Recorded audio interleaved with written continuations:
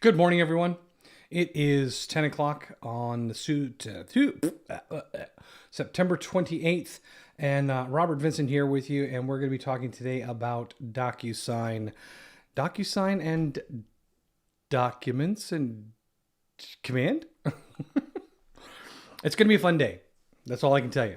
I wanted to let you all know that this is the start. I know that we're still in September technically by a couple of days here. But I thought I'd go ahead and start introducing you to something we're going to be doing a little bit new. There are a lot of questions on DocuSign, and one of the most the most common questions is how to keep this process smooth and easy for me as an agent and make it so that I don't have to work too hard to get things done. And I'm going to tell you that starting in October, we're going to be making a small shift, a very good positive shift towards making it easier for you. A little moving my little screen around here. We're going to make it very, very easy for you to work with DocuSign throughout the whole month. By that, what we're going to do is starting next Tuesday, October, what is it? I'll bring up my screen while I'm talking here. Next Tuesday, October 5th. Starting October 5th, we're going to be holding DocuSign classes every week. Every week on the Tuesdays, starting at 11 a.m., right here on the Facebook channel for the Facebook group, which is the KWCLM group. Every week at 11 a.m. on Tuesdays, we're going to be holding DocuSign classes on the YouTube channel at 11 a.m. on kwtechtube.com. And the reason we're going to do that is because there's a lot of great stuff in DocuSign that we want to cover. So it's not going to be the same class every week, although you're going to get the basics every week, so you can always jump in. But what our goal here is to make it so that you guys can come in and ask your questions about DocuSign. So it's going to be a DocuSign-a-palooza starting next Tuesday, the 5th of October at 11 a.m. And I want to kind of give you a hint of that, something to come here today by going through some of the DocuSign things that we're going to cover in those classes going forward. But I also want to kind of make sure that you have an established foundation for how to use DocuSign in conjunction with Command as we move forward. Okay. Having said that, let me just move some couple of quick things around. Monitor screen, there we go. There we go, and I'll move myself up a little bit here, and my background is not my colored background, and it should be, so that's kind of a bummer. Stay right there, and I'm gonna make myself disappear here. Check it out, look at that, that's the way it should be. Technology, you gotta love it. Okay, so here's the deal. We're going to start off by giving you the basic foundations for DocuSign starting today. So, TechTuber, kwtechtube.com. So I guess I am a TechTuber, Camille. All right. So what do we need to know to get started in DocuSign? And I'm not talking about the program yet. I'm talking about just what do we need to have right, ready, all set to go. So let's take a look at Command right now. And you can see my command up here. And we're going to start looking through the settings that we need to make sure that this is going to work for us. And we're going to start off by going up to our profile icon in the top right-hand corner. When you click the profile icon, what we're looking for is settings. Makes sense. So we need to go down to our settings area. And we're going to review to make sure that we have everything we need inside of Command to make sure DocuSign works. So this is foundational part number one. What are the connection processes? Number one, we need to make sure that DocuSign right here is connected to our KW account. And right now mine is connected. And if you do not see the disconnect button, if you see a connect button, let me walk you through the process really briefly. Now I can't show it to you here because it's already connected on my end, but this is what's going to happen. When you click the connect button, the first thing that you're going to need to do is create a DocuSign account. And if you already have one, let's put that aside for a moment, okay?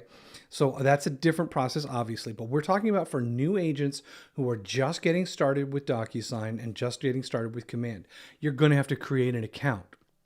To create an account, it's going to take you to a little screen that's going to say, what is the name that you want to use on your documents in DocuSign? So it's going to use your information. It's going to say, what is the email address you want to use? We strongly urge you to use your kw.com email address. Now, I know some people out there like to prefer to have their, myrealestatecompany.com email address. That's fine for communications, but we're not talking about communications per se here. We're talking about a legal document. Now, you can use any email you want in creating a DocuSign account. You can absolutely do that, but we recommend using the KW one. Having said that, once you determine which email you want to use, they're going to ask you to create a password. Now, the password that you use needs to be a secure password. I'm the kind of person where I tend to keep grouped passwords together, and I don't want to get down this kind of rabbit hole here, but I use the same. I know I'm going to be giving away something here. I use the same password for my command that I use for my DocuSign, so I don't forget them, and I know that they're connected because the only reason DocuSign exists is as a signing tool for me. So I keep them connected using the same password. After you do that, it's going to take you over to DocuSign, their little authorization, and creating a unique password, not a unique password, a security question.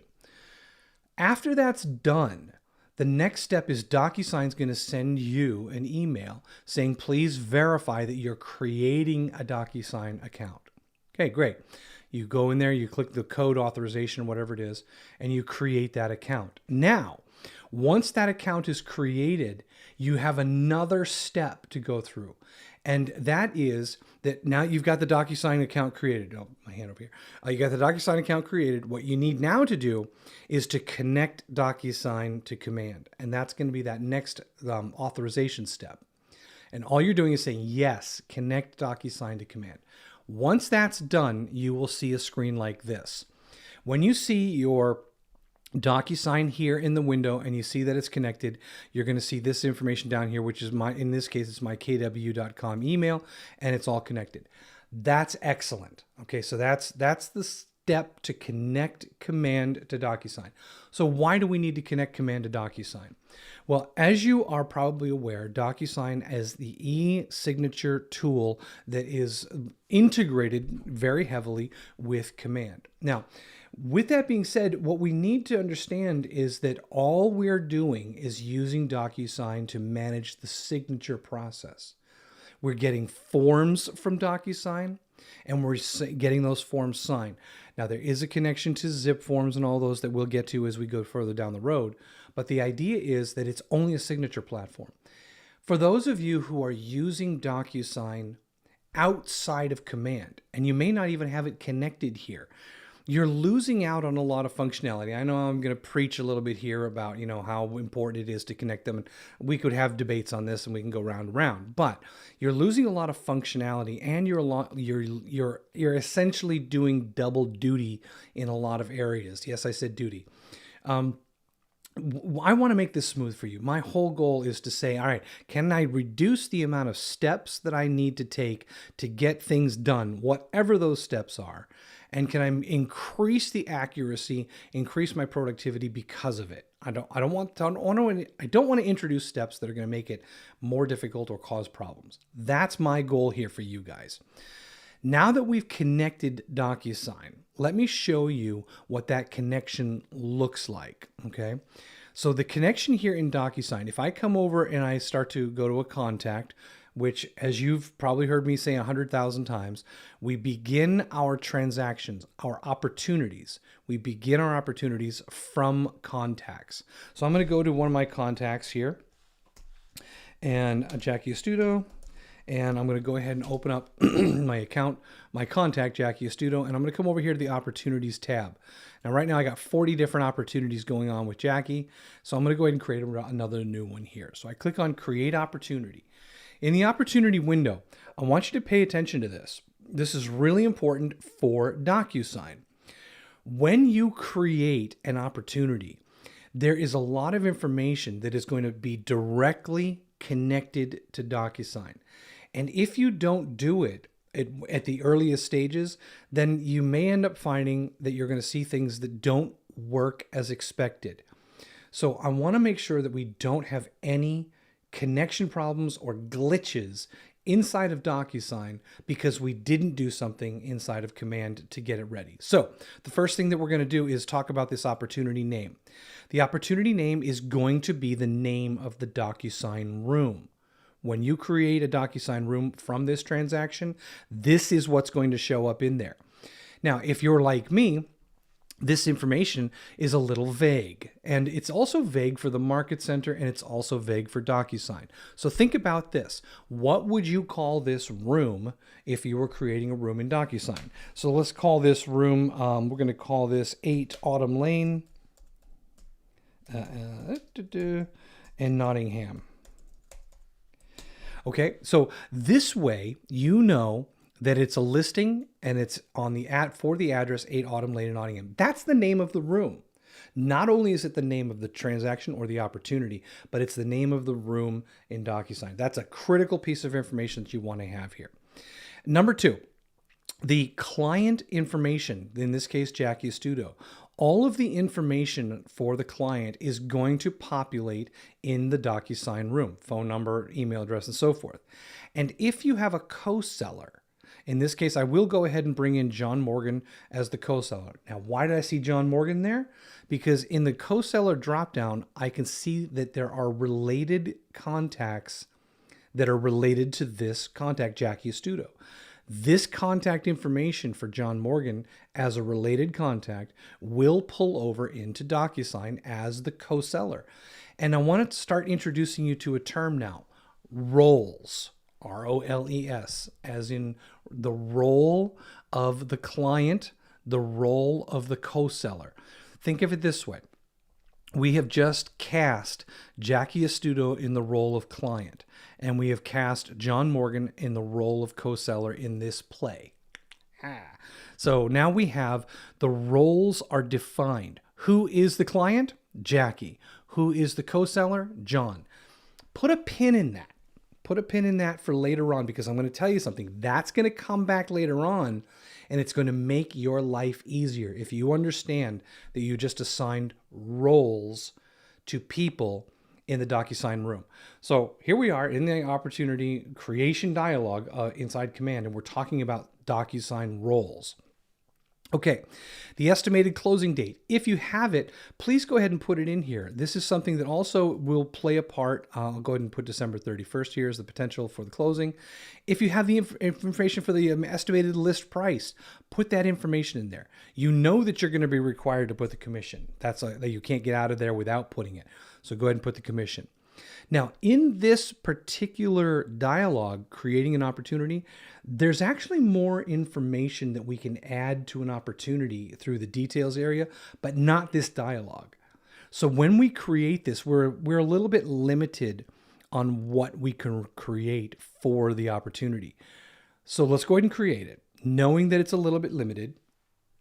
And now we have for the date, September 28th, that's the date that this opportunity was created, and we have our opportunity name here. We're in the stage of watch, in the phase of cultivate with a commission of 3%, and we can now click on this opportunity to view the details.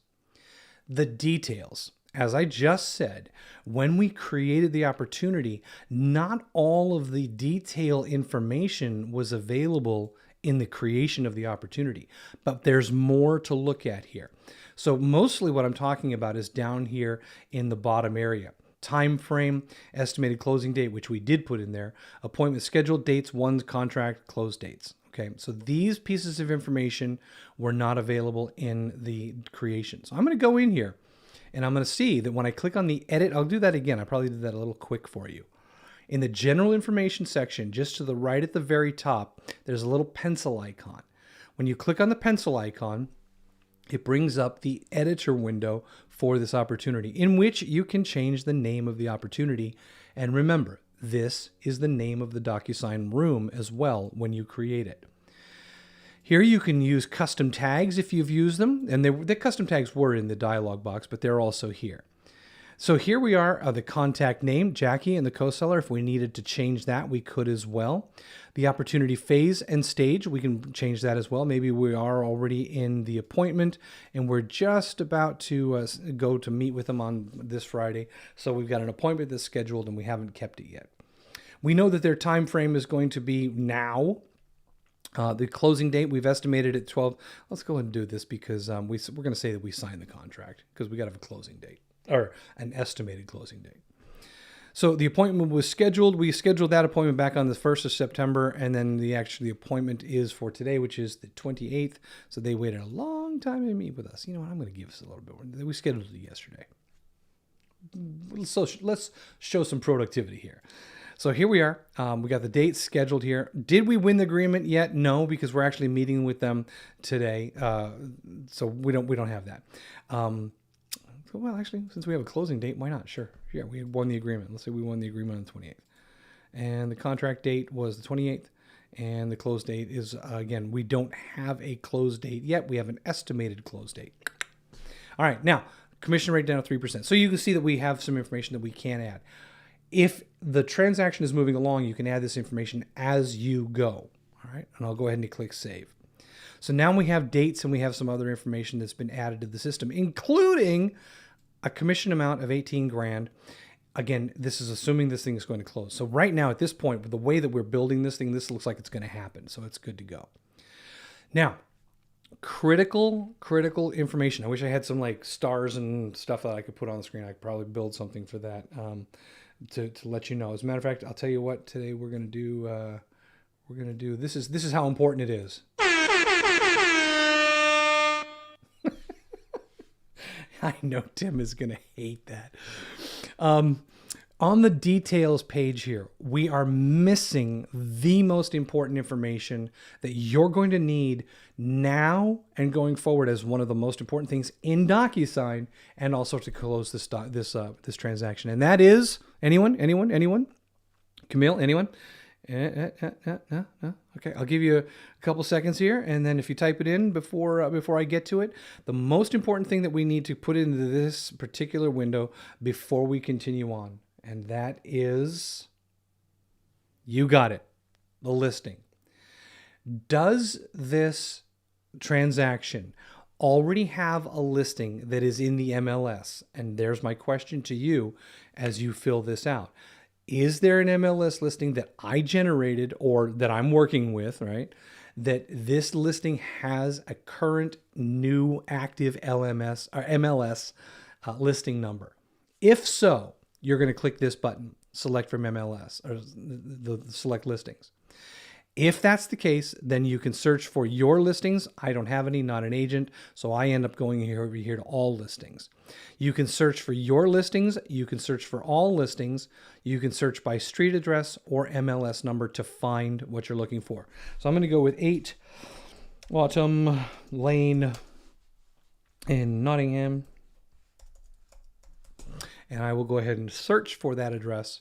And here is Plymouth, Amherst, Nottingham. Let's try New Hampshire.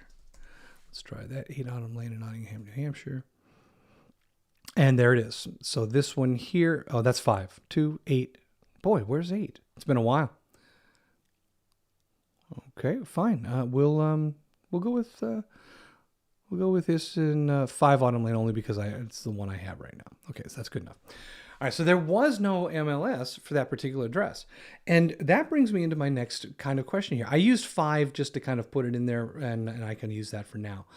When you click on that newly added MLS listing up here at the top, you will see the picture, the lead picture for the MLS, and you'll see the value, and you'll also see an option to edit or remove that listing. So my question was, does this transaction have an MLS listing that has an MLS ID? The answer in this case was yes. We used 5 Autumn Lane for this. So yes, it did.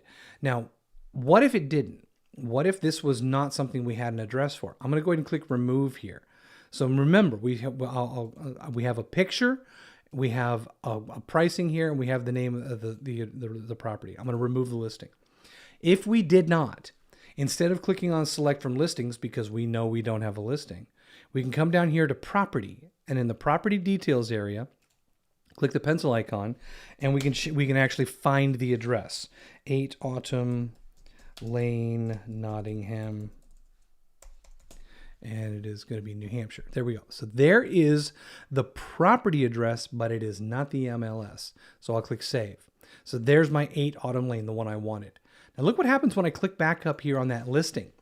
It does not show an MLS image because we're not using the MLS. We just did a property search. It does not have the pricing because it's not an MLS. It's just the property. So either way, with the MLS, it's going to pull the MLS number into Command, which is going to pull that MLS number into DocuSign.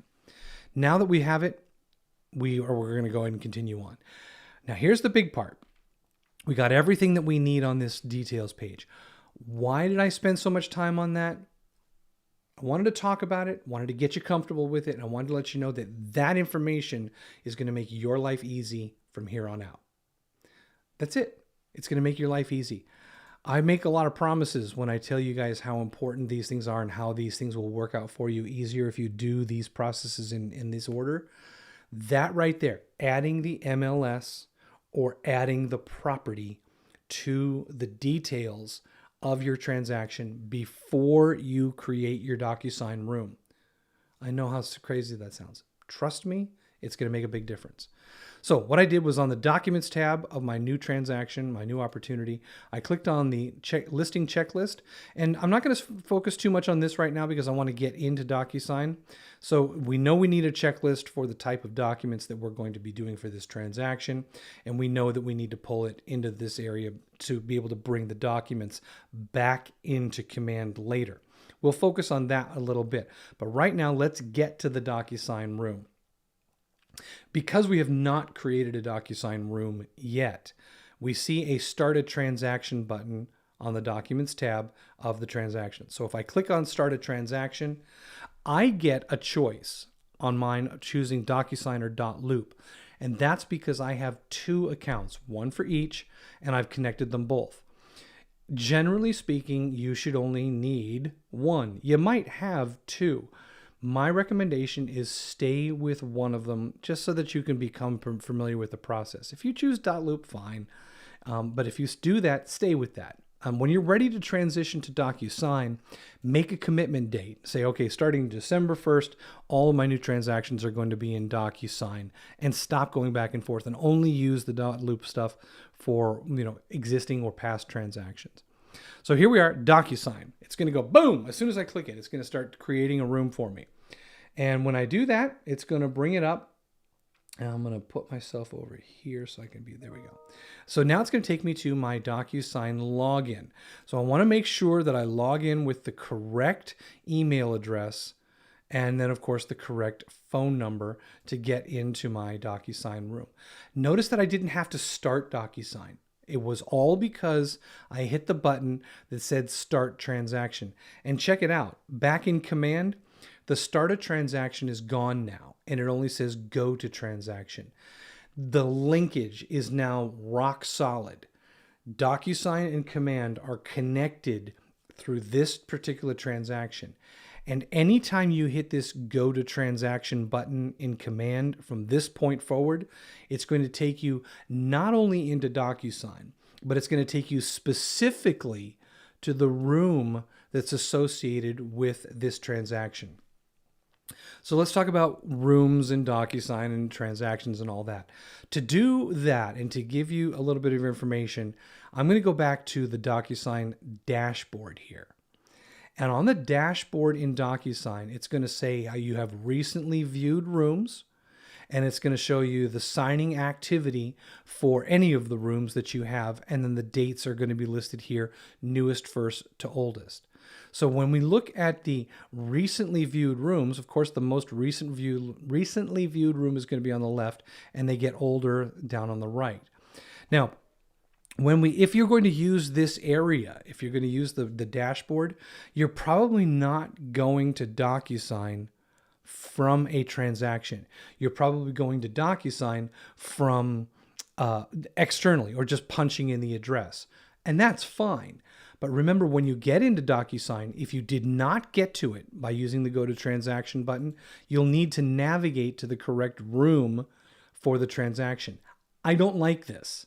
I don't like this because it introduces potential for error. You could go to the wrong room. Maybe you have the same contact that's doing multiple transactions. You could end up going to the wrong location and looking for something and just wasting time and going, oh my gosh, this is the wrong room. I need to go back and find the correct room. I like going from Command using the transaction button, which will take me directly to the room that I'm looking for. But you can still do that off of the dashboard here. Now on the dashboard, we do see there's a new document access here. So we can say add documents to store and manage them in rooms. Basically, this is just a drag and drop area where you can kind of like keep documents that you might use elsewhere. But since we're not going that rabbit hole right now, we will later on. We're going to go back through all of this throughout the next month and ongoing. We're going to become DocuSign professionals when we're done with this. But right now, we're on the dashboard. Let's go back to the room list. And this time, instead of being taken, once again, to the room that is specifically tied to the transaction, we're looking at all of the different rooms.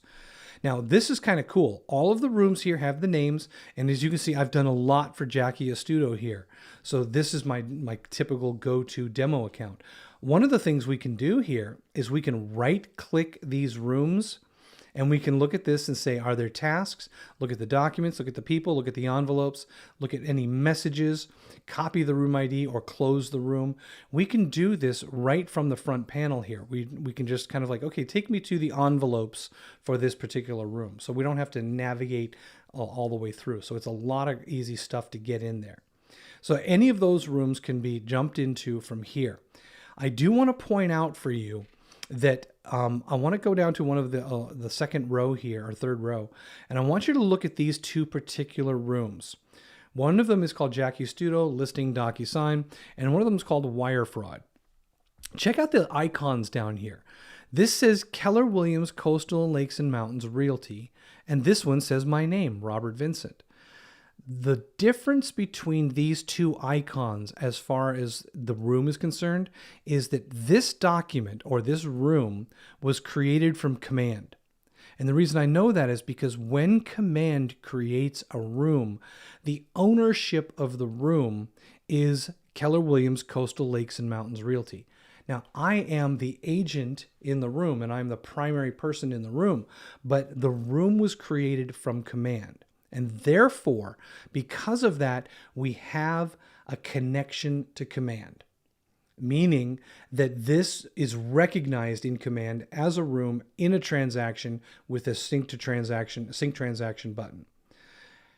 The one that's over here was created in DocuSign standalone, as if I had gone to DocuSign completely outside of Command and then logged in and created a room inside of DocuSign. There's no connection to any transaction in this room. This is just a standalone room that has nothing to do with Command. Because of that, Command does not know that this exists, and I cannot pull documents from this room inside of Command with a connection to DocuSign because there is no connection. I can drag and drop documents to Command from a location, but I can't connect the room. That can't be done after the fact. To give you a kind of an example of that, I can't go to this transaction here and change the linkage of this transaction to a different room. Now, as we go through the class here, and especially going further down in the next few weeks, I will teach you that you can, in fact, take two rooms in DocuSign and you can move documents between them.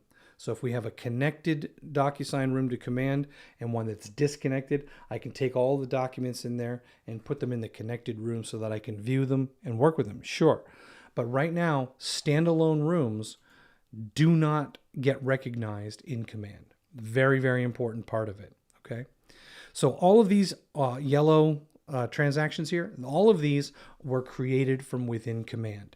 So let me go ahead and take this one here. We'll go right back into the room where we were talking originally, the one that was created for us from command.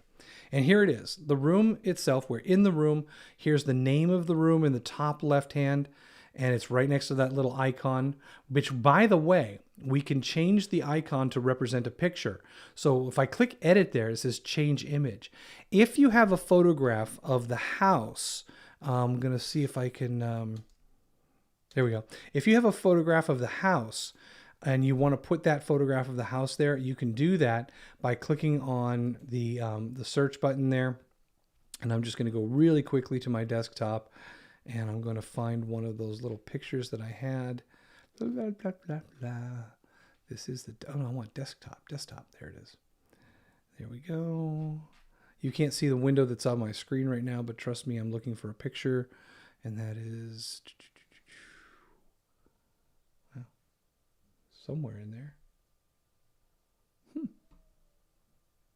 JPG. There it is. All right. So here is a picture, and let's say that this is the interior of the house or whatever. So now that I have a picture here, I hit save, and now that picture is up here on the toolbar itself. Let me go back to the rooms area and show you that now my transaction has a picture. Now this is nice, especially if you're a visual person and you want to be able to say, this is that house with the, the oak tree in front or something like that. You can put a picture in the panel here and have that as what you're looking for inside rooms. Most of the time you won't actually be on this page, but if you should be on this page, you should be able to go, oh, that's the room, that's the house. So that's the one I'm looking for. Okay. The room itself, the room name, remember that came from inside of command. That came from the transaction, the opportunity itself.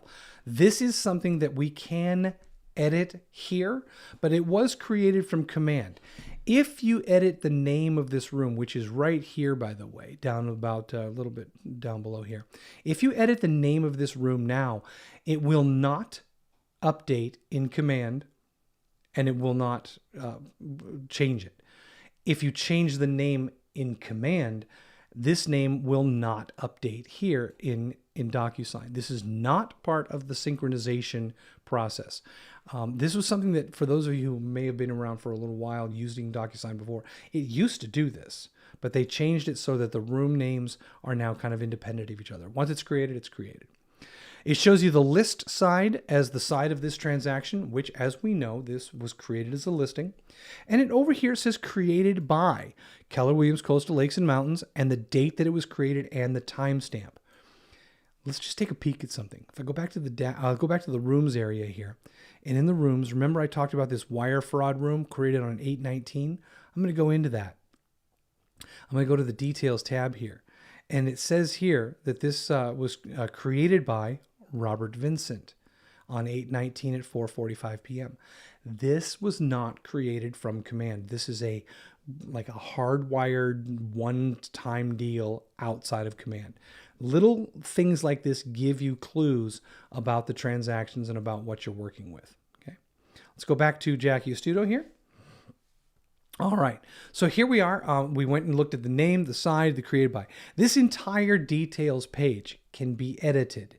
We can edit this information. We can change the everything on here by just clicking edit. So I click edit at the top, all of this information. Remember, there was no MLS number for this because I used a property search. I can put the MLS number in here if I want to now. So I can add the MLS. So I can go over here and I say, is it under contract? I can click that button here. This information, not every bit of this information that's on this page was even available in the details tab of command. The question you have to ask yourself as you're working inside of DocuSign and working with all of this information is, do I need this information so that the transaction for the buyer, seller, whoever my client is on this transaction for signing, do they need this information on the documents?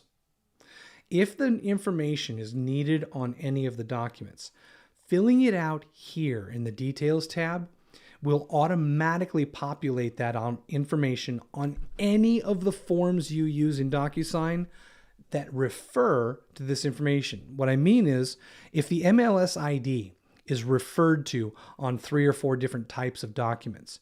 If it's blank here, it's going to be blank on the forms. If there's a number here, it will populate this number on any form that uses this field. So look at the Details tab. If you're tired of refilling out information over and over and over, go through this tab in edit mode and say, do I have the MLS ID number? Yes, put it in there. Is it under contract? Yes. Is there any changes to the address information? Maybe the MLS had something incorrect, or you want to add some information that you need for the document signing process. Fill it out here. Same thing for the listing details. Is the listing date, is that correct? Is all of the original information for the listing amount, the current listing amount? Do we need any of that? If so, yes. Offer information. If we need it, put it in there. I'll let you figure out the rest as you go down. Let's look on the right-hand side of the Details tab. Now remember, we are in edit mode right now. So that means that the seller one information, Jackie Astuto, this information can be edited.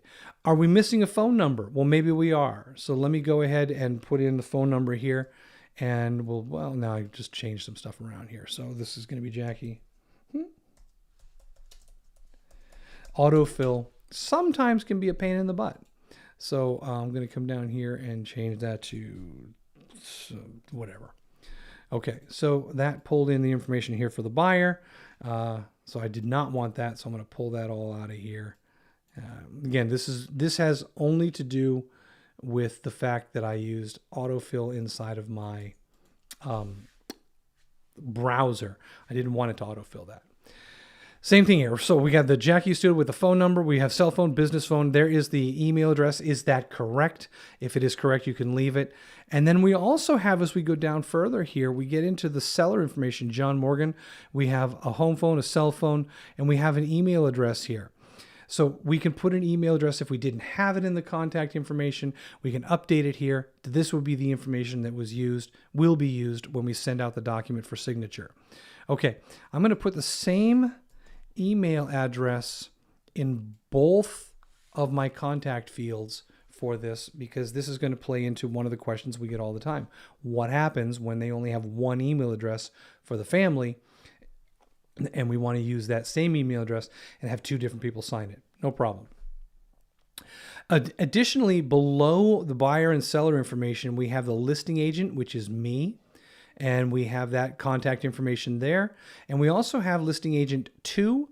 We also have buyer 1 and buyer 2. Now, again, buyer agent 1 and then buyer agent 2 if necessary. So we have quite a few fields that was not information that was available inside of Command. If you want to make your life easy and you have this information, use these fields and fill them out. Now that I've done that, this Details tab is ready for me to start using the information within here to create the forms and fill them out so that I can send them out for signature. So in that sense, please, please, please take a moment to go to the Details tab. Fill out everything that you have that wasn't coming from the opportunity in Command. There is information here that will be used on different documents, different places, okay? Now let's talk about those documents. So I'm going to move over to the Documents tab. In the Documents tab, we start off with an empty room here. We have no documents in the room, and we're basically right now looking at a blank folder, the single blank folder called Room Docs up here in the top left. You can see this. If I switch this view, you can see that there's a little folder here that we can open and close, and we can view it in tile form on this button here, or we can view it in list form. So how do we get documents into this room? So let's talk about what kind of documents you would typically need for this room.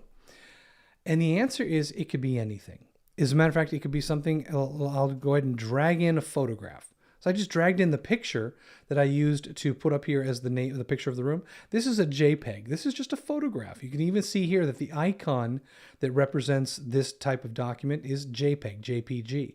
If I click on this, it shows me a little viewer, and there is a view picture of this document or this picture, this JPEG. I can also come over here to the right-hand side and I can say document actions, and I can say rename it, move it, copy it, email. So this is a picture. It's fax, download, print, create an envelope, archive it, or delete it. I can also come over here to the history and see what I've done with this document. That's a picture, so I'm not going to do much. I can also come up here and choose to lock access to this image so that only certain people can see it. And then finally, I can close it. Now that's a photograph. That's not very interesting.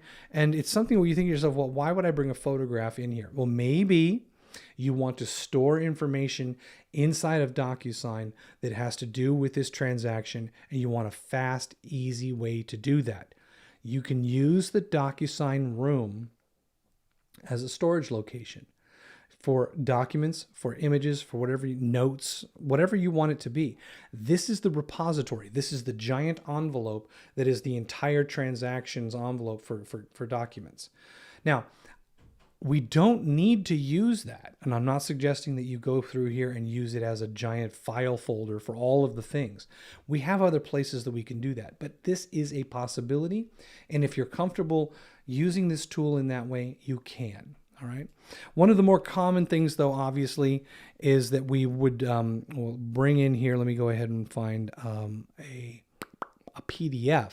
So I'm going to bring a PDF in here, and I'll go to my documents folder because I know I've got trillions of PDFs in here. And PDF document. Great. All right. So let's take. All right, here's a perfect one. So I've got a document here. It's called the New Associate Guide. So I'm going to drag that from my desktop. You can't see my desktop, I know that. But I'm going to drag that document from my desktop. And this document is called New Associate Guide. And when I bring it in here, all I did was I dragged and dropped it right into the main window. In doing so, it automatically uploaded it to this folder, Room Doc folder, inside of Command. Now, if I want to view that document, I can click on it. And it's building. It's actually a 6 megabyte document, so I might have picked something a little bit large to make that show, but it'll do, and it'll load up itself in just a second. So I'll come back to looking at the preview of that. It's going to be the same options that we had when we were looking at the image. We will be able to do the same viewing here. Let's go ahead and see if it's done. There it is. Perfect. New Associate Guide. And as I scroll down through this thing, it's a 32-page guide, so it's actually really kind of overkill for my point here. But this is the New Associate Guide for KW.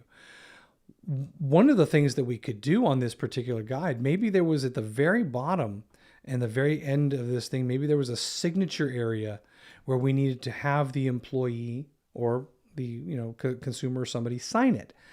If that's the case, this PDF that we just brought in, we can create signature fields on this anywhere we want for any purpose. PDFs are one of the more common things that people bring into a DocuSign room to create a spot for people to sign. And that's great. That's fine. This particular PDF is just some random thing, but we can create on the bottom page, bottom of the last page, a spot for a signature. And we'll go through that as well. Right now, I'm just going to close that up here and show you that we can see the document and see it as a PDF. Now, a PDF is not a true DocuSign form in the sense that it doesn't have fields pre-populated that we're going to be using for the signature process. A DocuSign form is like, it's literally a blank form that has spots for information to be filled out, spots for signatures, and spots for people to checkbox and all those things. A DocuSign form will take information from the details area of DocuSign, and it will pre-populate into those fields where necessary. And then from there, we can send it out to the right parties using the right roles, and they'll know exactly where to sign. So let's take a look at one of those. So we have a JPEG, we have a PDF. Let's go get a DocuSign form. So we'll come up here to the right-hand corner in the upper corner, and we're going to click on Add. When we click Add, it's going to say, what do you want to add? Do you want to add something from your computer? Well, I could do that, but that's how I got this PDF and the JPEG in here, is I just dragged them in from my desktop. So I'm probably, if I'm going to do something from my computer, the fastest way is to just drag and drop it into this window. The next one here is DocuSign Forms. Now, the DocuSign Forms is a library of blank forms that you can tear a copy off, bring it in here, a blank copy, and fill it out, and then have the customer or the contact sign it. The other one here is called Zip Forms. Now, Zip Forms is a third-party service that is allowing you to kind of connect to forms for different market areas, for specifically the ones that you'll find in Maine a lot. The Zip Forms are only the documents that need to be signed for transactions in Maine.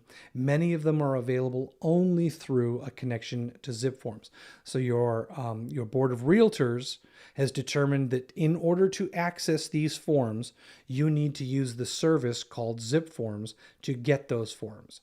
Now you can see that it's integrated into DocuSign here, which means we can connect our Zip Forms account from the board of realtors to DocuSign, and then by that connection, they are connected to Command. So once again, that flow of information is just established, clean, and connected. If you need to access Zip Forms, you will need your NERDS number, and you will need to get that information set up through Brittany or through your board of realtors. If you have questions on Zip Forms, we're going to be covering that again in October in one of the classes. We're going to go through Zip Forms. Right now, we're not going to focus on that. So that's one we're going to leave off to the side. The last one here is Google Docs. And Google Docs is just another place to store things. So while we're talking about being able to store things inside of the transaction, we can also maybe get some copies of, maybe we want to provide people with lead paint information that's beyond the state. We want to give them some pamphlets, or we want to give them some pamphlets on water, or we want to give them something, anything that we feel as a realtor is important. We can put this information from our Google Drive into this transaction and then send it off with an envelope and have them so that they don't even have to sign it. We can just say, hey, you need this? Here's a copy of it, and I'm enclosing this, and all I'm going to do is ask that you acknowledge receiving it. So we can use Google Docs for anything like that. So for right now, we are going to choose DocuSign Forms. And the reason we're going to do that is because I want to focus on a very, very simple thing. I want to show you how the work that we've done so far is going to make it easy for us to see the information populate on forms. So I'm going to come up here to this forms box, and if you do not see this forms box open up by itself immediately the very first time, you might see two little icons. When we get into the class a little bit later on, I'm going to show you how to go through the DocuSign setup process the very first time that you've never even opened it up. If you don't see this, reach out to me and I can get you squared away to show you how to access this forms dialog box.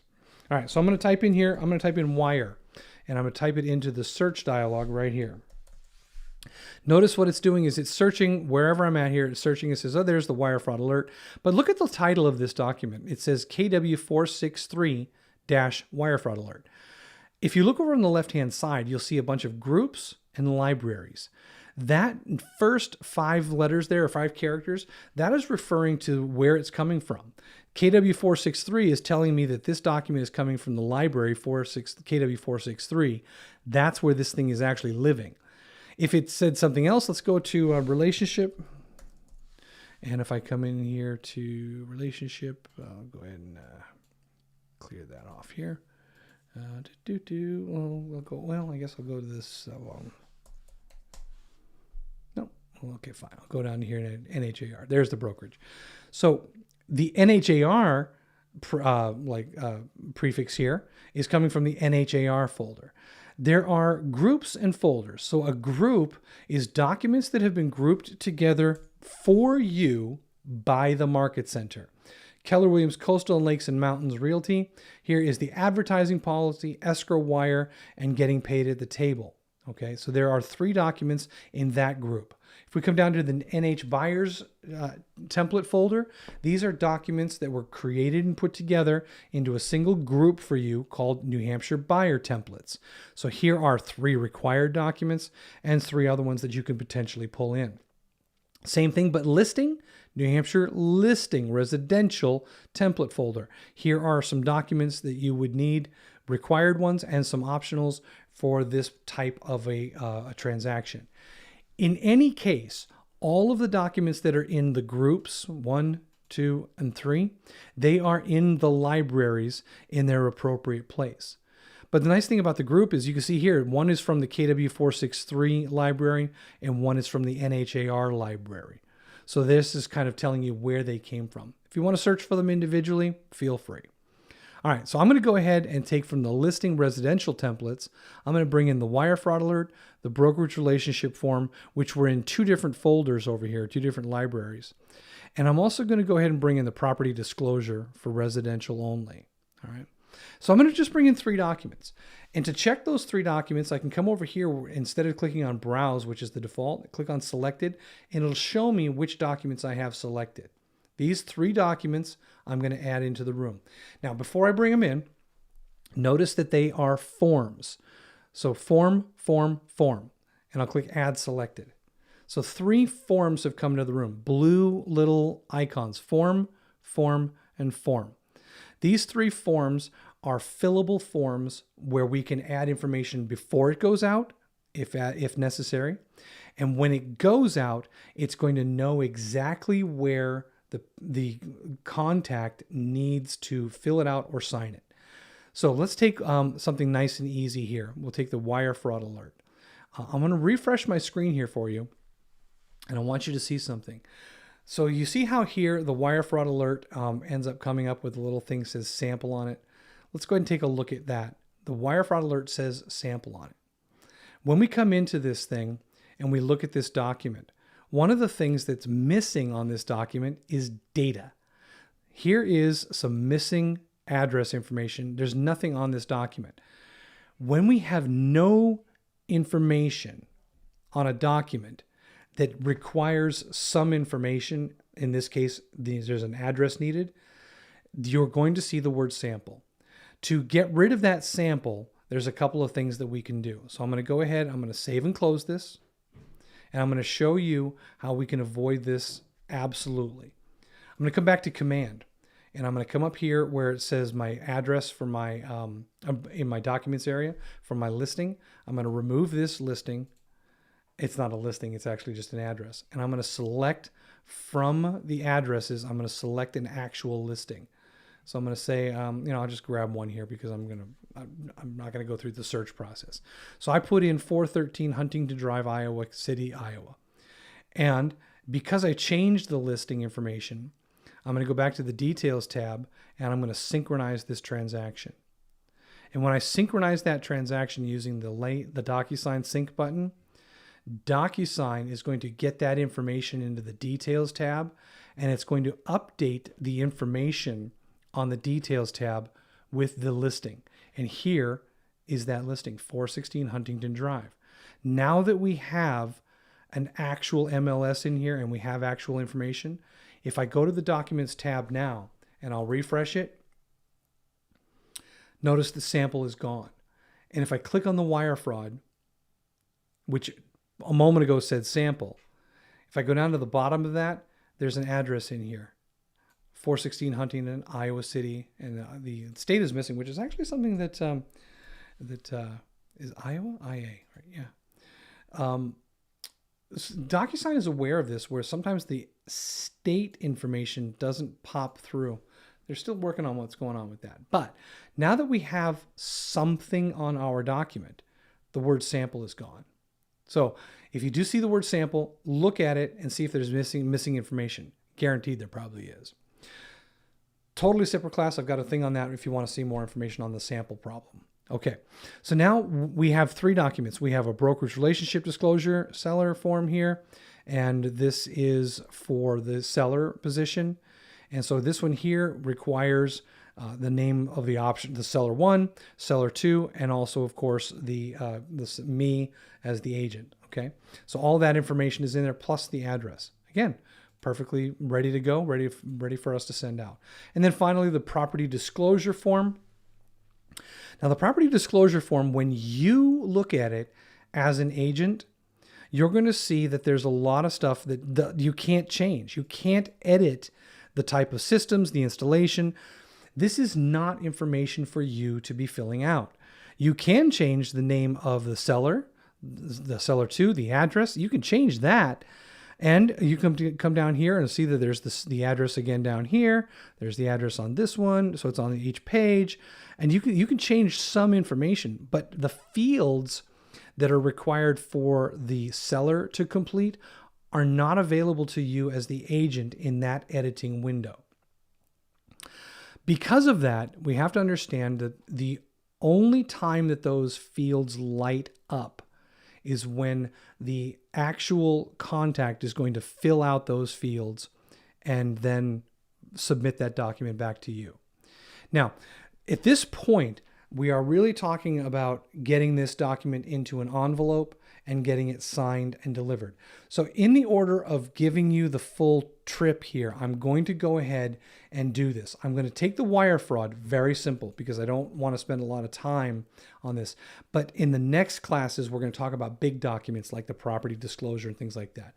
But in the case of the wire fraud alert, to get this document signed, all we have to do is create an envelope for this document. Now, in viewing the document, we can create an envelope by clicking the More Document Actions button up here in the top right and create an envelope. That's one way.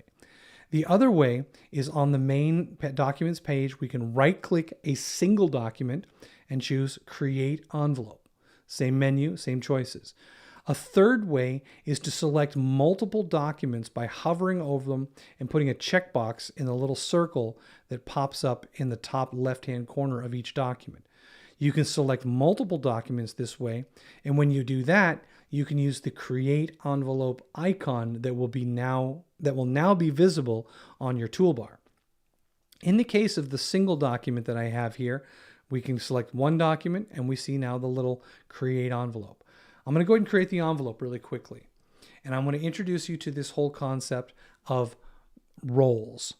We mentioned at the very beginning that we now know who plays the role of the buyer, or I'm sorry, the seller, because this is a listing.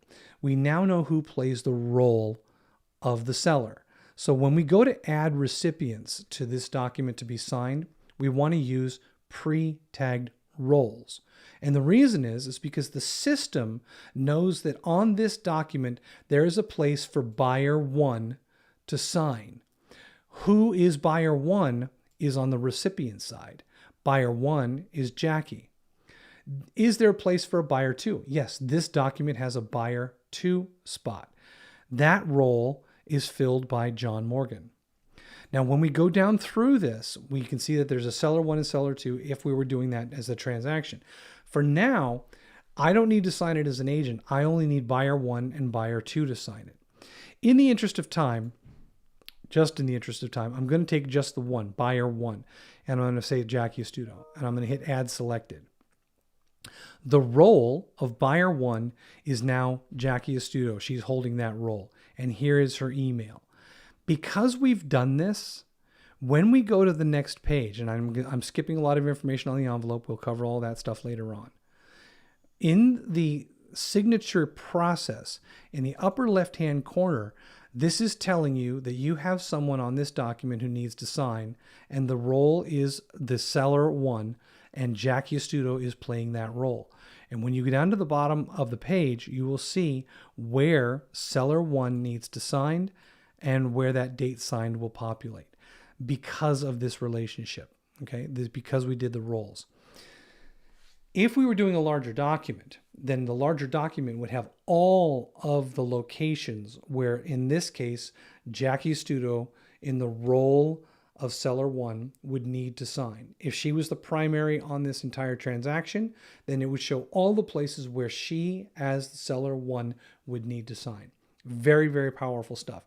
Now, I am stopping here for 2 reasons. 1, because our time is up here. And number 2, because I wanted you to understand all of the fundamental mechanics of DocuSign before we get into some of the stuff with sending this out for signatures. So next week, on Tuesday at 11 a.m., we're going to clean up this a little bit, and it's going to be kind of like your introduction to the signing process. But we're also going to begin that whole new thing where every week in going forward until we figure out if we're going to change it, we're going to see how it goes. every week at 11 a.m., which is now, starting Tuesdays, October 5th, we're going to be doing DocuSign. So in that sense, what I'd love for you guys to do is to send me any of your questions, reach out to me and let me know if you want to see particular topics covered in the DocuSign classes that we've got coming up. So it's robert.vincent@kwclm.com. You can book time with me on my calendar at timewithrobert.com. The Zoom room when we meet is kwtechtv.com. YouTube, we have the live streaming. We're there right now, and that is kwtechtube.com. And the Facebook live stream is at facebook.com/groups/kwclm. So hopefully this really kind of helps you get a good handle on the relationship between DocuSign and Command and how those two work together and how important they are. So going forward, we're going to be doing a lot bigger, deeper dives into DocuSign. So I look forward to having you around with that. In the meantime, this afternoon, we're going to be doing your first Facebook ad. So that's when we're going to be covering at 2 o'clock today. Same place. Till then, have an awesome day, and we'll be talking to you soon. Take care.